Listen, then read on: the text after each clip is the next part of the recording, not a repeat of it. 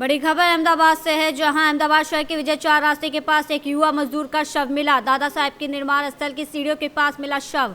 दीपक कटारा नाम के एक युवक का शव मिलने की जानकारी मिली। पिता 3 साल से निर्माण स्थल पर चौकीदार का काम कर रहे थे। युवक की मौत का कारण अज्ञात। पुलिस घटना स्थल पर पहुंची और आगे की जाँच शुरू की। आपनु नाम અને પરિચય?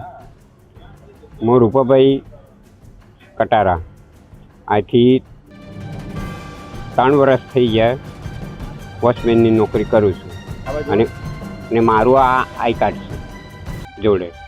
રૂપાભાઈ, શું અહીંયા ઘટના બની તો તમારે અહીંયા આજે ઘટના શું સમગ્ર ઘટના શું બની છે? એવી સમગ્ર ઘટના તો શું થઈ શું નહીં એ મને કંઈ ખ્યાલ નથી, પણ સવારે મારા ઉપર 8 વાગે સાહેબનો ફોન આવ્યો, 8:30 જેવો, કે એવી રીતના આપઘાત કર્યો છે એમ। પણ મેં હકીકત અહીં આગળ આવીને જોયું છે તો ત્યાં કોઈ નિશાની એવી દેખાતી નહીં કે આ આપઘાત કર્યું હોય એવું। આપ જે મરણ જનાર છે તમારા શું થાય અને એમનું શું નામ છે? એનો દીપક નામ છે, એ મારો દીકરો છે। એ કેટલા સમયથી અહીંયા નોકરી કરતા હતા? એ તો 2 વર્ષ થઈ ગયા, પણ એ મારા જોડે જ રહેતો હતો, પણ એ મારા બદલીમાં એ બેસાડીને ગયો હતો। તો તમને શંકા કોના પર છે? કોણે આ કૃત્ય કર્યું એવું તમને શું લાગે?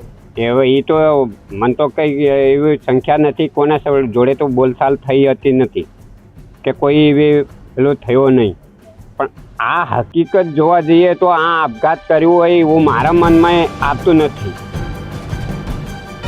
પલંગ લગાવ્યો છે, તે પલંગ લગાવ્યો હોય તો કોઈ 24 કલાક માણસ વિમલ ખાતો હતો, તો એ આવીને 1-2 મિનિટ બેઠો હોય ખાટા ઉપર તો એની પિચકારી તો નીચે આજુબાજુ હોવી જોઈએ, પણ કોઈ નિશાની છે નહીં।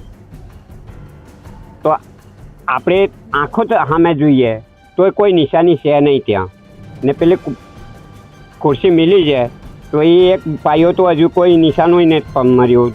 ખુરશી મિલી તો ઉપર બેસવું હોય કે કંઈ બી કર્યું હોય, પાયાનું નિશાનું નહોતું, અદરસ છે। મેં બધું જોઈ લીધું, બાકી એઓને કોઈ આપઘાત કર્યું હોય એવું મારે ધ્યાનમાં નથી બેસતું। ત્યાં આગળ બીજે ક્યાંય બી ઘટના કરીને લાવીને આ ફોર્મ્યુલા બનાવ્યું હોય એવું મારે તો સંખ્યા લાગે। પણ આ દીપકભાઈ જે પરિણીત હતા? નથી, કુંવારા હતા। કુંવારા હતા।